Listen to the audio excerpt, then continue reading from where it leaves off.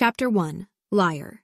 It's not that I'm a bad liar, it's just that I'm so good at being honest that people notice when I stop. I'm 16, I insisted. I'm 5.5. But still, there was no reason I shouldn't be believed. If I'd gotten him to guess my age, he'd have said 16 or at least something close to it.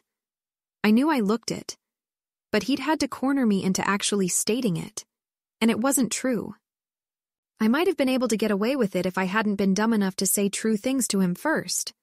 Like I said, I'm not a bad liar. But when I'm telling the truth, I can make myself understood and believed really well. I can't even turn it off until I start lying. Then whoever I'm talking to is all she had such an honest air about her a minute ago, and now it's gone, so she's got to be pulling my leg. He regarded me with skepticism. No ID, nothing doing? My wallet's with Izzy, I told Cora apologetically. That one came out believable, just barely. I own a wallet, and Mama had it, and Izzy is on the very short list of names I could use for her without losing the compelling power of truthfulness. It's okay, Beth, said Cora. We can go somewhere else. I hadn't needed to claim to be named Beth. I'd told Cora, "You can call me Beth," which was true. She could. It's close enough to my real name that I can react normally to it, at least.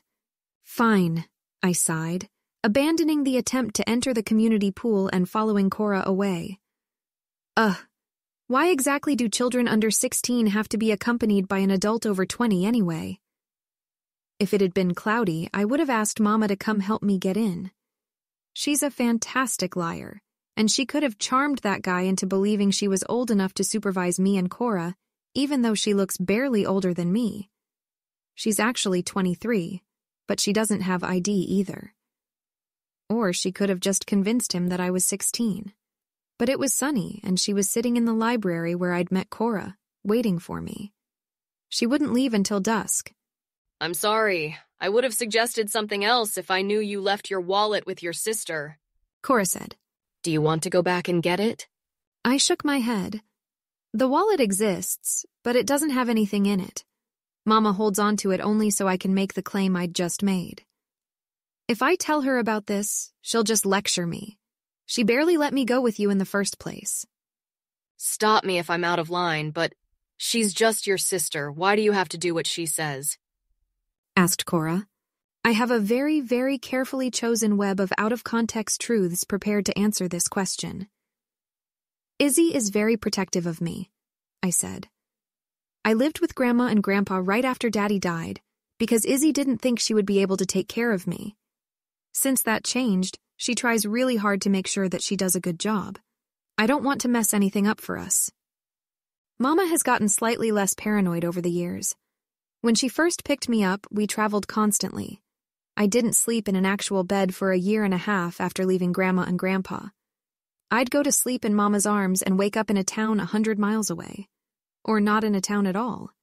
She'd gotten scared a few times and steered clear of civilization for months at a stretch. Once we'd gone down the entire Rocky Mountain range without seeing a soul. Lately, we would sometimes stay in a town for as long as a month, if things went well. And she'd let me spend time with people I met like Cora. Cora nodded. We could just go to my house, she offered. That would be great, I said. Unless, do you think your family will mind? I'd met Cora only that morning, when we'd reached for the same book, and we'd been hanging out for only a couple of hours. It didn't surprise me anymore when people like her invited me over. In making myself understood, I tend to make people feel like they've known me longer than they really have. But if I act like I'm not surprised, people think I'm taking them for granted. Fortunately, I can always ask questions as long as they don't imply things that aren't true. They won't care, scoffed Cora. But my mom is so going to want to braid your hair. Mama won't let me cut my hair. She'll trim the ends when it gets floor length. And it does. It grows like bamboo. But she won't really cut it. I have the most ridiculous head of hair in the world. Waves and waves and waves of fine bronze growing so thick that my scalp's almost invisible. It's really inconvenient. I once tried to convince Mama to let me keep my hair at least just waist length by pointing out how memorable it made me. But if there's anything that can effectively beat Mama's paranoia, it's her neuroses. She's got lots. I think most of them are because of Daddy's death, but since that happened when I was a week old, I don't really know for sure. The hair one definitely is. I've got exactly his hair. Since he didn't wear it down to his ankles, I'm not sure why I have to, but that's Mama's rule. Meanwhile, her hair is as short as any boy's. She used to have it longer, but it burnt off, and it grows very slowly. It's fine with me if she wants to braid it, I said. She's a hairdresser or something? Cora talked about her family, and herself, and the town, and how glad she was that school was out and every other topic under the sun while we walked to the house. A perk of people feeling like they know me really well after I talk to them for a bit is that they feel like they have to reciprocate. It feels like it's not balanced or something until they tell me all about themselves and what interests them. The less talking I do, the fewer lies I have to attempt. The airline lost our luggage. We're in town staying with friends for the month. I don't need to be in school. I'm homeschooled. It was destroyed in a house fire. I'm 16. This is my sister, Izzy, Isabeau, Marie, Isabel, Billy. My name is Beth, Lizzie, Elsa, Ilsa, Anna, Rose. Any name close enough to our real ones, first or middle, that I could say it with conviction. I went to Cora's house and we played Monopoly with her brothers Lyle and Andrew, and I let her mom braid my hair and pin it to my head, and I stayed for dinner and ate enough that Lyle teased me about my appetite, and then Andrew asked me out. And it would have been nice to say, sure, I'll go get some ice cream with you. It would have been nice to let a boy buy me dessert and maybe kiss me. Even if I could only be in town for a month. Even if I couldn't tell him anything much. Even if I was really 5.5 years old. But Mama would have had a fit. I was just glad she hadn't seen him ask. She can be very scary when she wants. I have to go meet up with Izzy, I said instead. She worries. Cora said she'd meet me in the library again the next day, and Andrew hinted that he might be there too and winked at me. I was going to have to tell Mama about him. She'd be upset if he showed up the next day and I hadn't let her know. She'd tell my lies for me and send him away. Beth is too sweet to tell you this, but she has a boyfriend back home in Santa Barbara or something. Maybe Beth is shy about it, and I'd appreciate it if you didn't let it go any further or bring it up with her. But she's gay. You'd think I'd be worried about how good a liar Mama is. I'm not. My witch power is to make myself understood, and I can do that by touching people and showing them what I mean or how I feel, or by just letting my power pick my words for me so they get across how I need them to. But I can use it indirectly to learn things about other people too. It says something about a person, that they'll understand this explanation and not that one. That this analogy will make sense to them, or that this word should only appear if I mean that idea. If I have a lot of time, I can learn a lot about somebody without having to actually speak to them at all. Here's what I know about Mama. She's honest with me. She trusts me to keep our secrets to myself. And she loves me.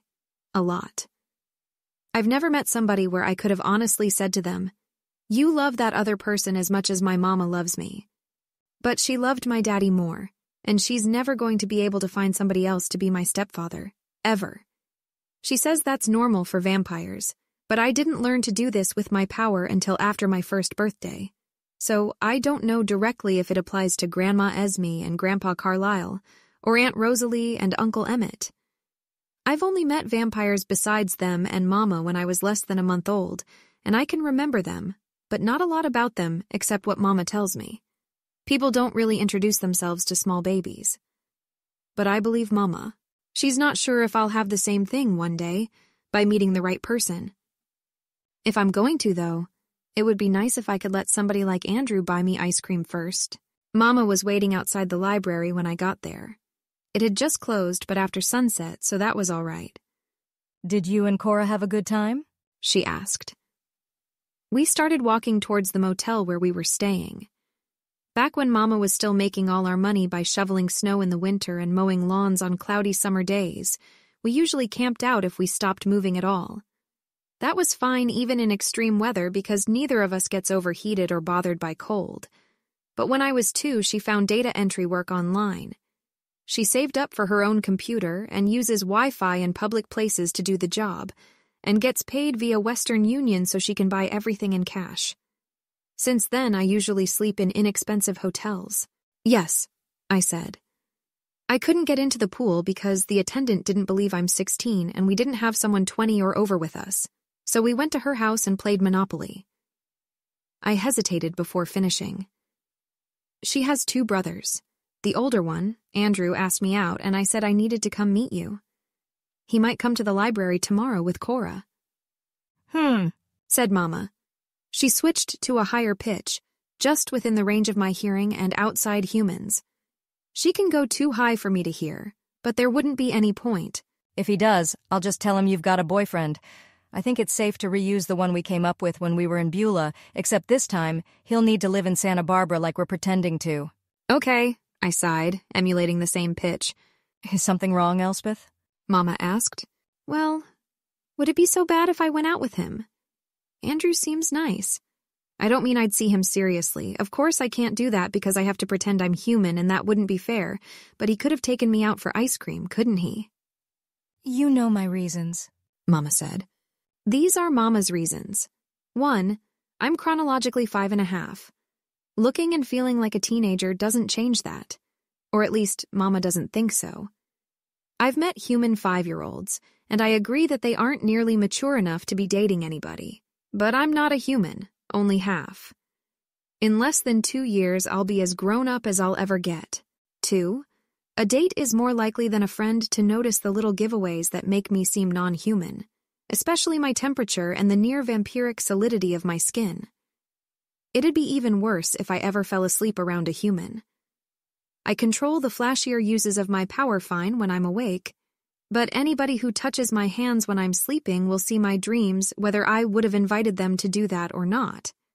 That's why I can't have sleepovers with any friends I make, and why I can't even think about having more than ice cream with a human boy, or be out among humans when I'm tired. This reason I mostly agree with, but it doesn't mean anything about dates that are entirely during the daytime while I'm quite awake. 3.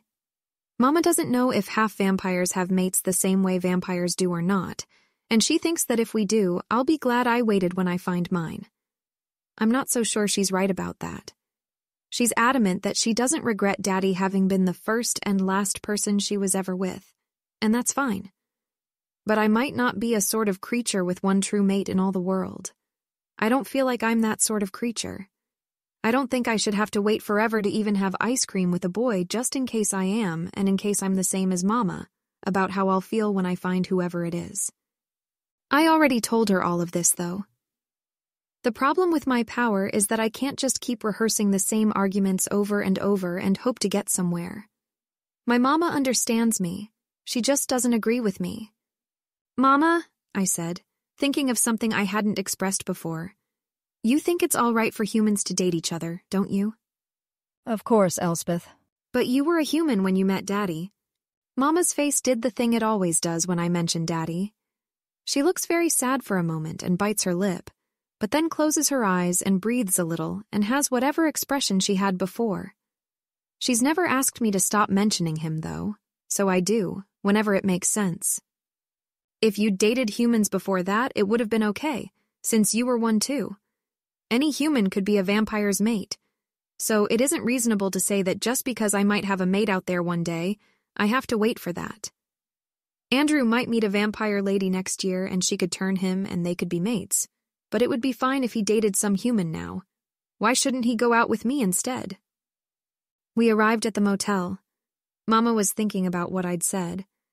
While I unpinned my hair so it would be comfortable to sleep on, she said, Elspeth, there are many, many humans and comparatively few vampires.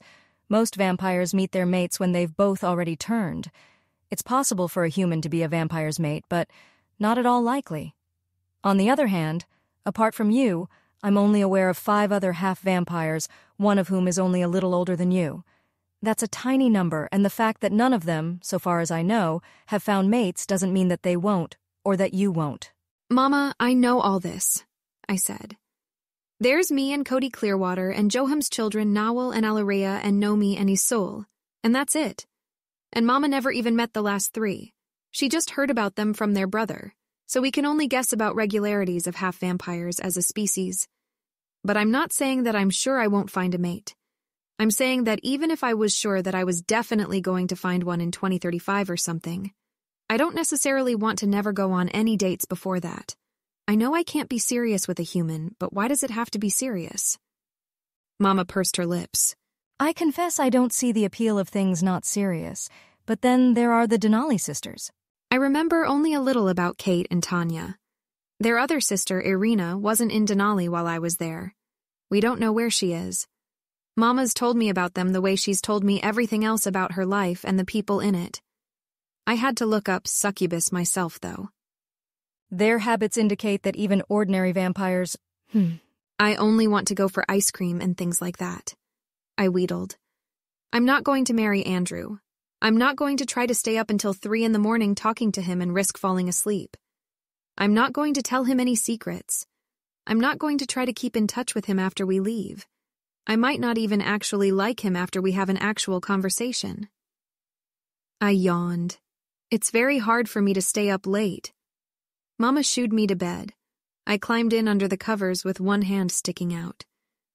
She likes watching my dreams, and I don't mind. That way she can tell me what I dreamed about. In the morning when I can't remember anymore.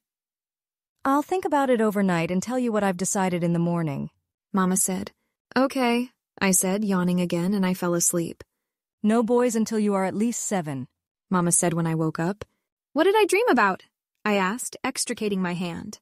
Boys? Said Mama, wrinkling her nose. You're 5 years old, Elspeth. And a half?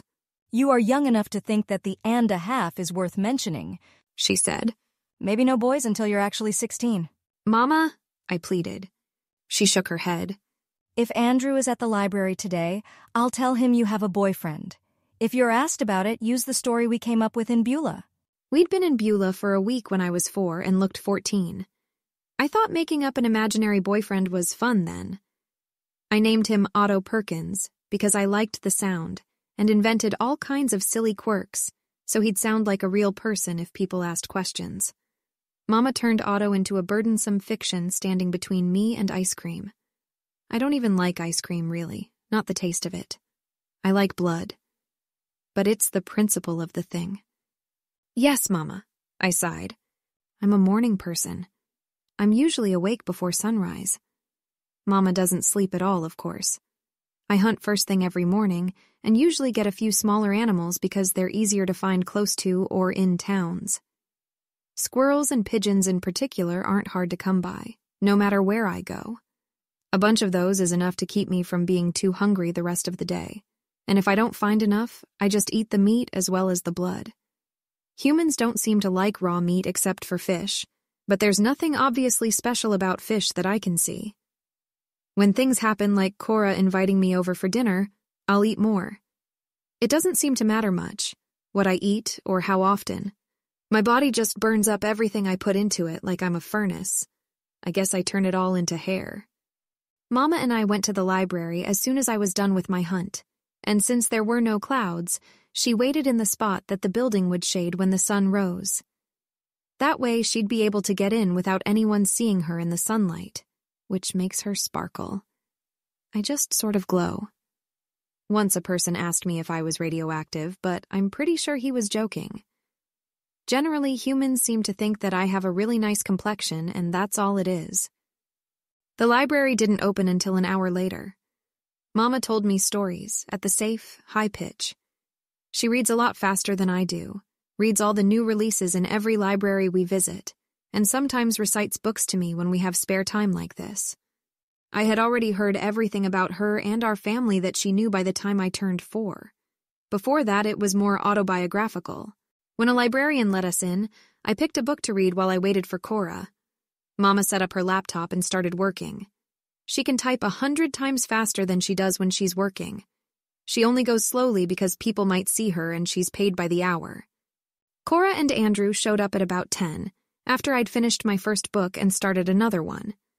Mama got up, tapped the boy on the shoulder, and quietly put him off. Cora said she wanted to go see her friend's band play, and invited me along, but it was at 8:30. Too late for me to be out. I can't, I said. I have a sleep disorder. This was close enough to being true that it wouldn't come out wrong. so I have to be in bed really early every day," Oh, said Cora, disappointed. that must suck. Well, let's at least go to the park and feed the ducks. I brought some bread from home. We started towards the pond. Her brother caught up to us, Beth, your sister is seriously terrifying. he said. He sounded scared enough that I wondered if Mama had actually threatened him. "She can get like that," I said. "But she won't hurt you," Are you sure? he said. "Yes, I'm sure." "Why? Did she say she was going to?" I didn't think she'd go that far, but she could make it seem like she had. If she leans in and makes the air around whoever she's talking to get cold, and lets a little hiss into her voice and doesn't blink. Yeah, Mama can be scary, Well, no. he admitted. He didn't mention my imaginary boyfriend. She probably asked him not to. But wow, she raised you? "For the last 5 years," I said. And then, though I knew I shouldn't, I said, "Are you coming with us to the park?" No, I think I'm going to go home. Andrew said, still a little shaken despite my reassurances. Bye, Beth, sis. He popped a salute and managed a half smile before turning down a cross street. She didn't seem that scary to me, said Cora skeptically. She's usually not trying.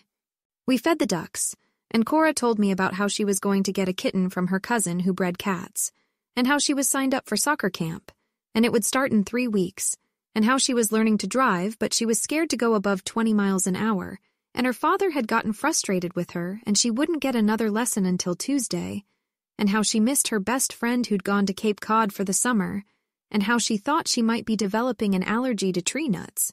But her family couldn't afford to send her to an allergist and make sure, so she was just avoiding almonds for the time being.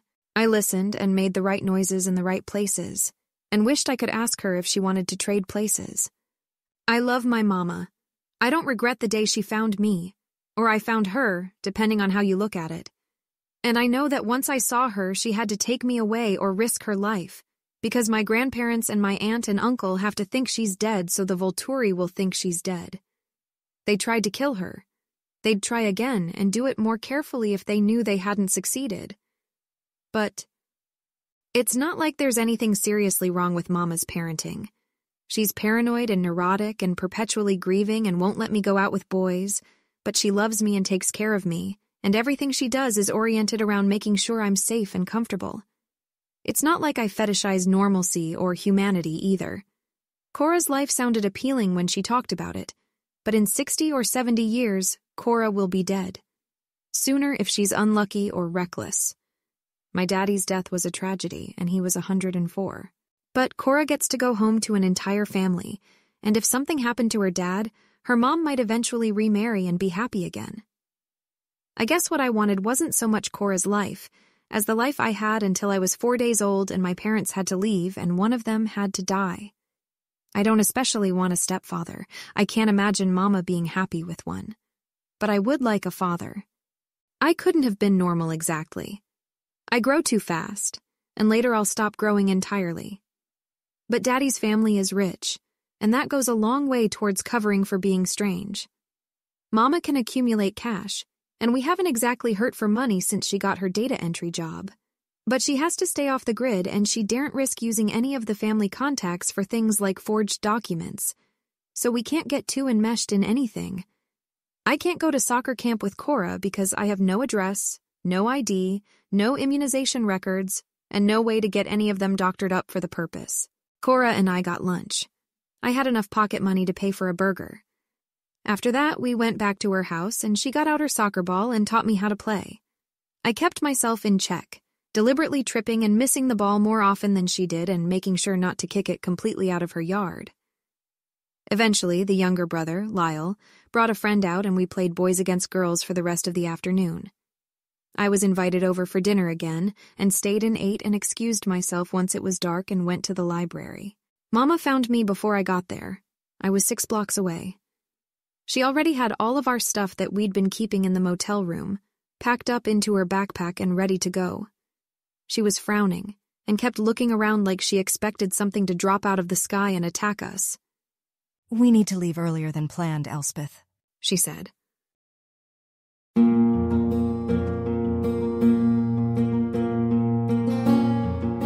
This has been an AI reading of the Rational Twilight fanfiction Luminosity by Alicorn, licensed under an Attribution Non-Commercial Share-alike 4.0 international agreement.